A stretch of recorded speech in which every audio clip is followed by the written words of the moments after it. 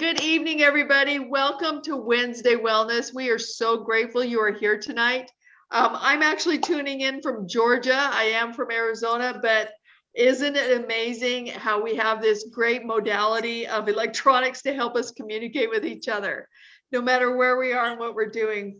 I am excited because Wednesday Wellness for me is be well, get well, stay well. We're talking about things that no matter where your health status is, that if you are already well, how do you stay well and stay optimal? If you need to get well, how do you do that and be well? So to keep it going for the rest of your life.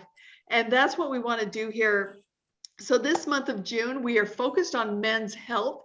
And I was just listening to Dr. Brett Brimhall and Marco Rodriguez, who will be speaking next week, by the way, saying that keeping it for men in a way that they can embrace it and keep it simple, because they don't want to admit that there's challenges going on. But if you want to say how to get your optimal life, that is what men can tune into and say, I do. And Kyle is one of those men.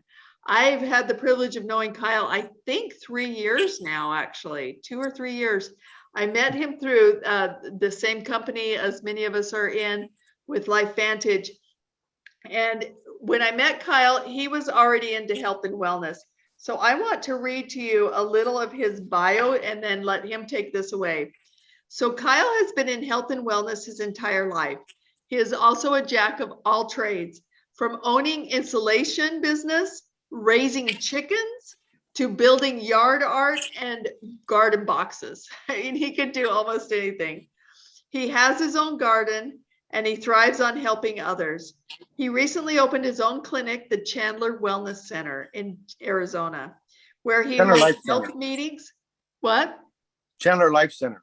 Dang it. Chandler Life Center. I apologize. Chandler Life Center, where he holds health meetings and uses a unique technique called Equiscope, which helps the body to heal and repair.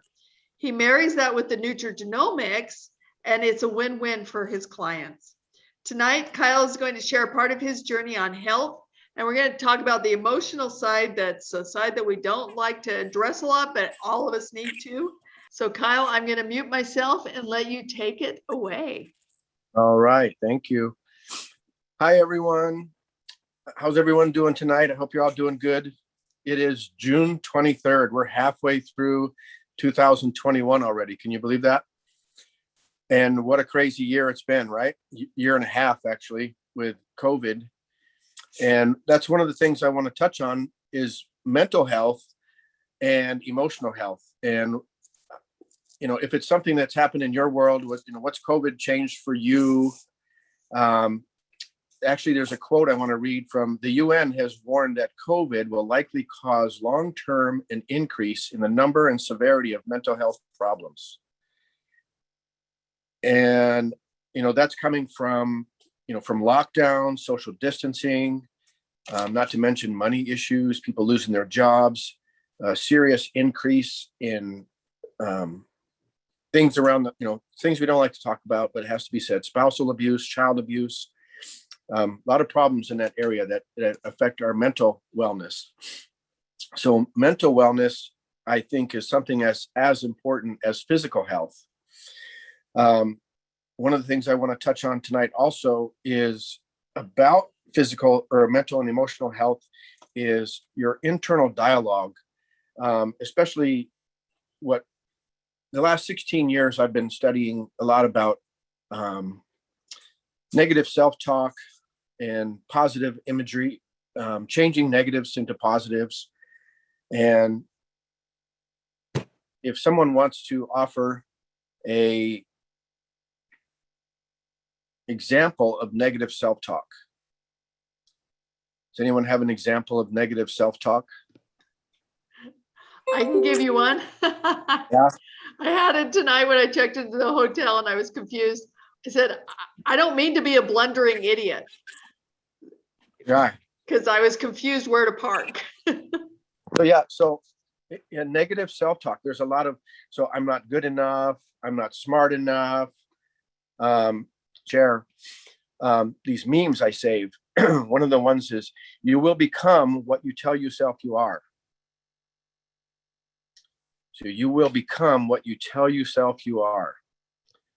So another one said, if you realize how powerful your thoughts are, you'd never think a negative thought again. So one of the things I like to do, like first thing in the morning, you should always start with a positive affirmation. Something positive about yourself, something positive about the day.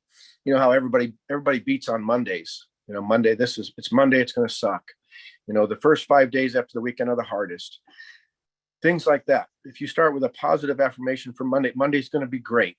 You know, even if it's something as silly as I get to go back to bed in 16 hours, just something positive to say to start every day.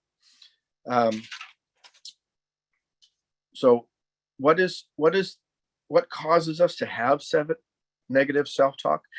A lot of that is our upbringing, you know, our environment. You get yelled at, you know, when you're a kid, can we buy this? Can I have this? No, you can't. We can't afford it. You don't deserve it. You didn't do well in school. You didn't behave. You know, all these negative things that, unfortunately, you know, it's kind of the norm for parents sometimes. And what are some of the other? So, sorry, as I move around on this thing. So you become what you feed your mind. If you feed your mind in negativity and drama and bad news, that's what, you know, you're going to be filled with that. If you fill with positive and discipline and your dreams and goals, it takes a whole nother turn on how your day goes, how you reflect on your children, your spouse. So I like to say, rule your mind or it will rule you. You know, and some of these things that, I used to get, you know, I work in construction, and that's a lot of negative people, a big negative environment. And for the past 16 years, I've been practicing all this positive stuff. And the guys who work for me, you know, they either get mad because I say something to them and correct them and, you know, take their negative and turn it around on them. But then the next thing you know, they're looking at me for the turnaround. You know, they used to get, I have this saying that says, there's only one true way to judge a man. It's based on results, often harsh, but always fair. But the best thing about that is you can change your results. You don't have to stay with negative results. And that one really used to grind on one of my best employees and a really good friend that unfortunately moved away and doesn't work with me anymore. But he hated that until he realized that it's the truth. You know, there is only one true way to judge a person, and that's based on your results, often harsh, but always fair. So back to, you know, what creates negative thought process. And a lot of people talk about, you know, baggage of, and it's not my fault, and I didn't do good in school, and all those things like that, you know, they can be changed. And one of the things that COVID has done is put a lot of people in lockdown by themselves or with someone they don't want to be with. One of the things to recognize in what reflects poor mental health is poor concentration, less interest in normal activity, overwhelm, low energy, irritability, and aggravation. And what are some of the things you can do to change that? So fight off the blues.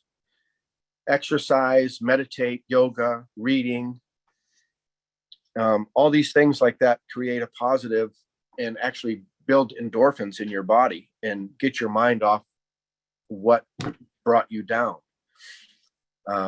Everybody talks about the COVID-15, the 15 pounds we all gained from, you know, being on lockdown and eating, and because you're home, and not exercising because the gyms were closed. So that becomes another negative in a lot of people's, you know, but on the other hand, turn that into a positive is you have extra time. You have, you know, the ability to change and do all that. That's pretty much everything that I had written down for doing this. And I want one of the exercises that we practice in the work that I've done is journaling. So very difficult for me. I don't take the time to sit down and do something like that. But if anyone doesn't already journal, that would be the one thing that I would suggest to take away from this evening, is putting positive thoughts down that you can add to or talk about on a daily basis with yourself or with your significant other. Also, gratitude. We have an exercise we did where every morning we talk about 3 things that you're grateful for. They can be the same 3, but it's always nice to add to them. I had a gratitude rock. If anyone's ever heard of a gratitude stone, a gratitude rock. So it's something you carry around, usually in your pocket. So mine actually has the word gratitude engraved on it. And every time you're doing something, you feel it in your pocket, it gives you a moment to reflect again on 3 things of the day that you're grateful for. I don't know if you can see it. I actually have it tattooed on my wrist right there, upside down. So I see it every time. So, but being grateful for things helps take away the negative. You're thinking about something negative, something that happened at work, something that happened at home. You can take the time to hold your gratitude stone, write in your journal, and turn that negative into a positive. That's pretty much where I'm at with that. But I love that, Kyle. And I know that we've had a lot of conversations. So what compelled you to go into emotional health? What situation in your life that led you down this path? I've always been interested in the human brain, psychology. But of course, my negative self-talk when I was in school was, I'm not smart enough to go be a psychologist, or, I got hooked on the money of construction. But in 2006, I was introduced to personal growth.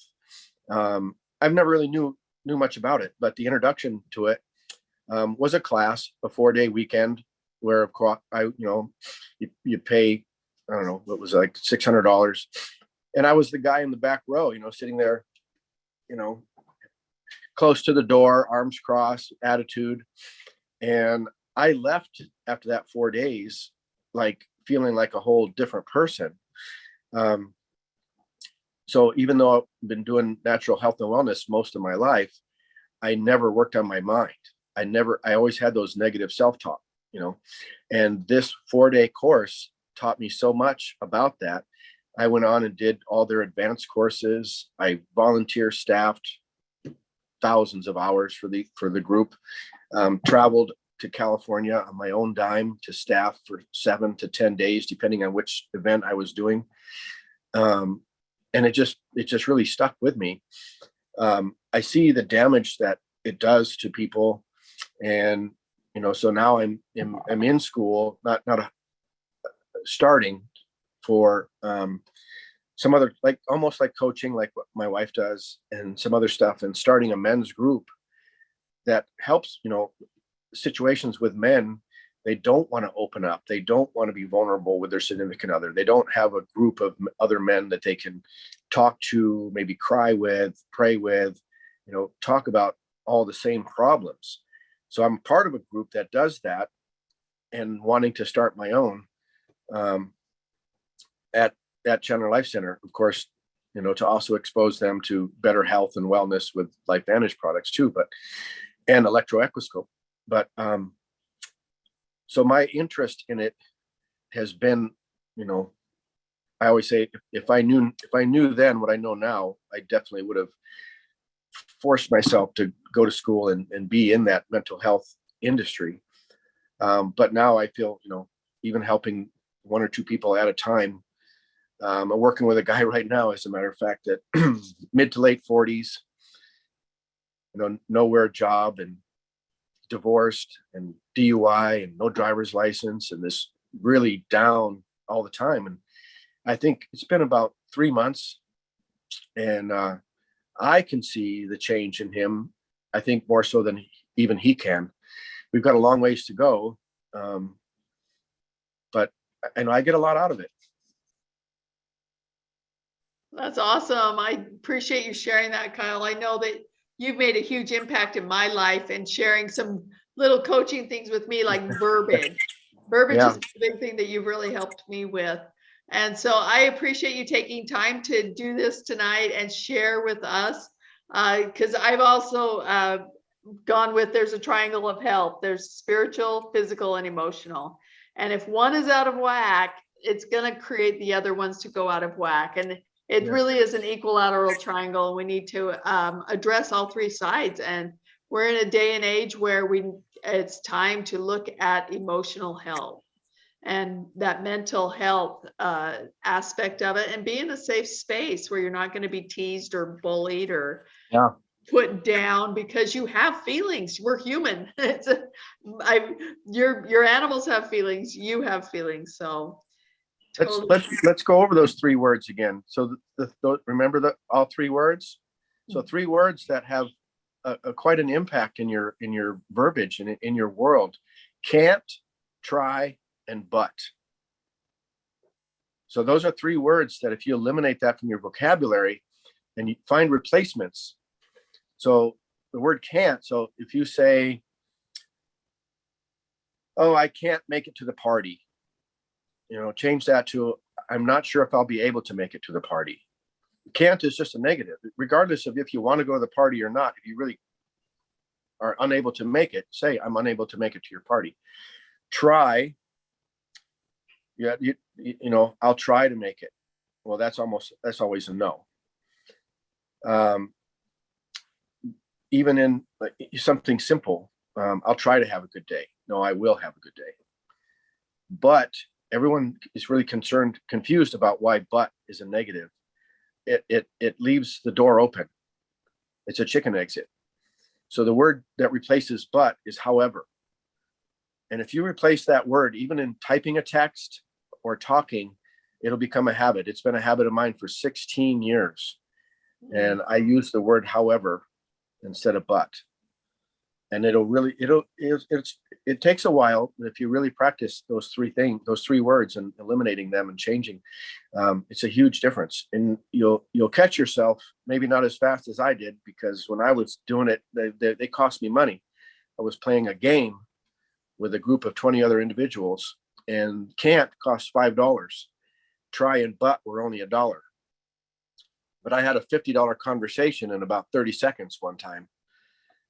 So that's like the swear jar, right? Right, pretty much. But I had the facilitator of the event in front of me. She's about 5'1", and we were like, and she said in about 20 seconds or less, she said, you're at about $50. So you want to stop now or you want to keep going? But I just said it. But however, it really made an impact. She's made an impact. Everything about, changing negatives into positives, whether my guys were mad at me for it or not. I just grin and, you're not going to make me stop. So.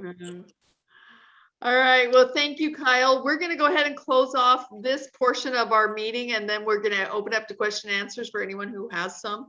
But I want to invite you guys back every single week to Wednesday Wellness. We are here 7:30 Mountain Standard Time right now, and we are excited to continue these health topics of things that where you're going to get good information. We want to be connectors to good information. So thank you everyone for coming tonight. Those of you who are on the call presently right now, we're going to stop the recording and just have a nice conversation afterwards. But thank you everyone. And whoever shared this video with you, get back with them if you have any specific questions, because they can always tie you to the information that will help you get to where you need to go. So thank you everyone, and good night. Thanks for watching, and remember, one change can have an enormous effect. Remember to subscribe, hit the bell and the like, and we'll see you next time on Love to Live.